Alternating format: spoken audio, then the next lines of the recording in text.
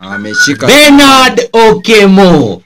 Yes sir. Mambo vipi ndugu yangu, the incoming MCA pale Buhayo North stroke Walati?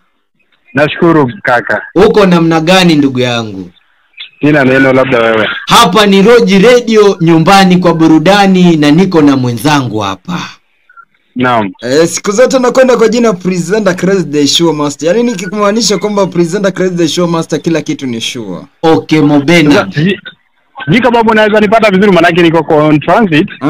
Kama naweza pata 30 minutes then ni 30 minutes ni nyingi Okemo. 30 minutes ni nyingi kiongozi. Yaani unanisikia basi? Tunakusikiliza vizuri kabisa. Haya, sawa basi. Kwa faida ya msikilizaji kutoka Buhayo North stroke Walati, ndugu yangu, jieleze.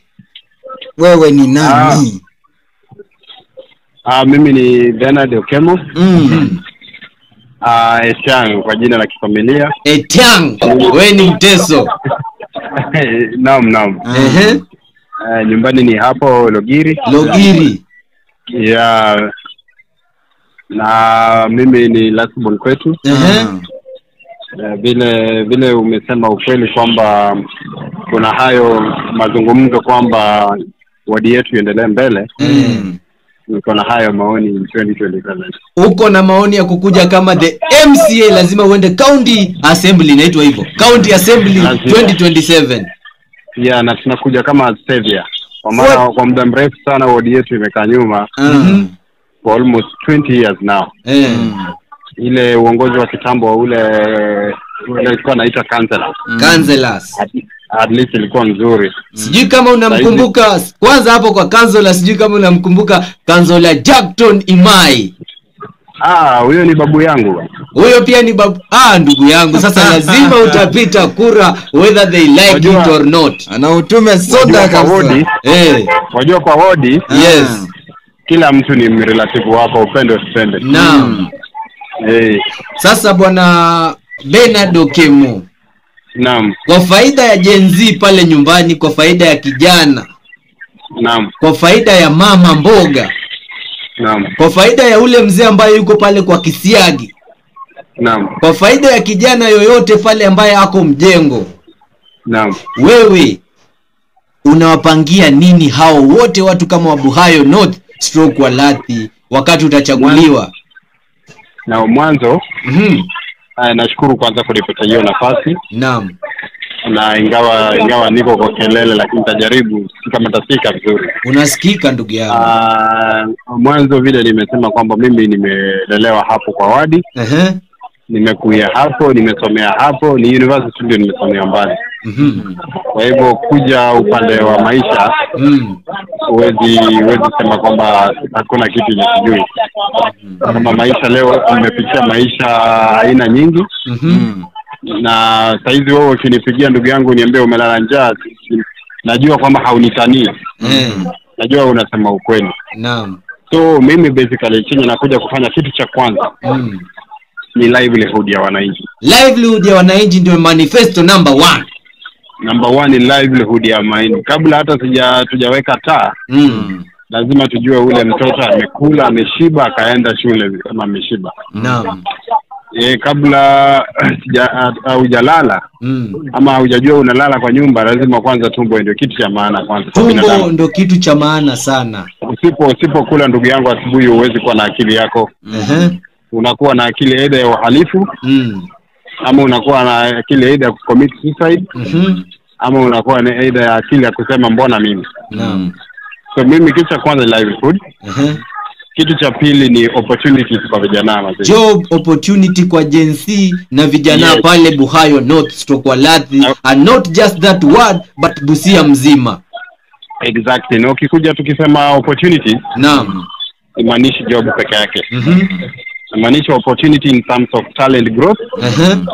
Na mambo na hiyo bado tu ni livelihood, economic opportunities. Sasa kikazi tukiongelea mambo na talent growth, talent pale. Ndugu yangu, najua saizi najua wewe ukitaja vigogo wenye wamekuwa kwa ward, najua unaweza taja wengi sana. Kwa mfano naweza ukisikia nikikwambia Bung'aa, unajua Bung'aa ni nani? Mchezaji wa mpira hatari sana. Naam. Muna alikuwa mkimbiaji mzuri sana. Ukikuja wachezaji wa mpira kama kina Ken. Na Asani. Kina Agazi your friend. Yes. Ukiniuliza saizi wako wapi mkuu? Unaweza niambia wako wapi? Walienda wapi? Hatujui nani kwa sababu ya leadership. Yes. Wacha nikwambie ukiwa kiongozi ambaye unajali talent. Naam. Talent is the most paying opportunity. Unaweza pata. Ndio. Na mostly watu wetu wanakosa hizo opportunities kwa sababu hakuna leadership yenye anashika mkono. Hakuna ule leadership anawaambia hii ndio route. So mimi nikienda pale county, kitu cha kwanza budget ya talent and growth nitaitengeneza. Wale vijana wote wenye wana muziki, wana habari kama nyinyi, mnahitaji nini, mtakuja tukae chini. Alafu mniambie sisi, kulingana na sisi. Sisi hatutaki utuletee jembe. Nataka utuletee ala za maybe kama vyombo za hii kazi yetu tunafanya. Naam, kwa sababu si ni watu wa kuongea. Ukituletea jembe umetumaliza. Sasa nitakuwa nimekusaidia nini? Hakuna. Sasa baadhi ya maoni yangu ni kwamba ni inue talent na opportunity na talent. Na talent. Kitu kingine nitakuja kuangalia cha kwanza kabisa nitakuja kwa cha tatu. Ni kufanya ile tunaita participation. Nakuja tunakaa chini na wewe. Hiyo hatujaipata vizuri mheshimiwa, pengine tu ukirudia samahani. Kitu kingine cha nitakuwa na consider ni participation, public participation. Kabla sijafanya kitu chochote. Naam. Lazima niulize wewe kiongozi, ni shida gani, wapi ndio penye mwiba inakukanyaga? Naam. Hii maneno tu ya kukaa mimi mwenyewe nakuja nasema ati nawaletea mahindi. Utatenga, utapanga, utafanya. Ati nakuletea mahindi. Sasa nikikuletea mahindi na hata sijajua kama uko na shamba. Hiyo mahindi sijaleta mbolea. Hiyo jembe nakuletea jembe sijakupea mpini. Na unapata hata wananchi wengi wanakosa hata mpini ya kuweka hiyo jembe hawezi pata kwa sababu hawana hata ile uwezo, hawana time ya kwenda kutafuta kwa sababu wanaangalia watoto watakula nini. Naam. So nikikuja participate kae chini. Yes. Na kuambia audience itakuwa very good place. Maana nitaelewa ni nini chenye inakufinyia wapi. Kiasi kinakufinyia wapi. Na by doing that itakuwa sawa. Ndio. Then nitakuja niangalie mambo na trade. Kwa mfano saizi wale wenzetu wa North, mimi natoka upande wa Lazi, wenzetu wa North walibarikiwa wakapata soko. Watu wa pale Lupida, Kapina na kadhalika walipata soko. Wanaweza uza mahindi yao hapo karibu. Sisi kwa miaka mingi sana wazee wetu wametembea kwenda mianga mpaka miguu wengine zimekataa mapema. Hata 50 bob ya kupanda pikipiki hakuna. Lakini tukisema soko tuweke within Walachi soko moja kubwa. Tunaona tutakuwa tumeleta biashara. Wenzetu wenye wana pesa watakuja wa invest hapo. Job opportunities zitakuwa created. So the baadhi ya vitu tena mimi nafikiria. So mimi nafikiria vitu vitatu. Livelihood, opportunities and growth, then economy. Yes. Pale university mheshimiwa, tukikuingilia tu kidogo, unafanya kosi gani hivi? Mimi nimefanya Bachelor of Arts. Bachelor of Arts with specialized in anthropology. Na anthropology is holistic study of human life. Wewe unaweza kazi mheshimiwa. Vile tunaangalia vile nimekuja through my own effort. Nikaendeleza masomo yangu. Nikafanya Masters of Arts.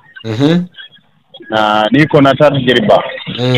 Nikuja upande wa mambo na sheria. Na nimekula sheria kiasi. Wewe na Babu Owino ni mambo mawili ambayo yanaingiliana sana. Tofauti tu ni kwamba ile background ya mimi nilitoka ndio imenificha kidogo, lakini nataka kuinua hiki kichwa.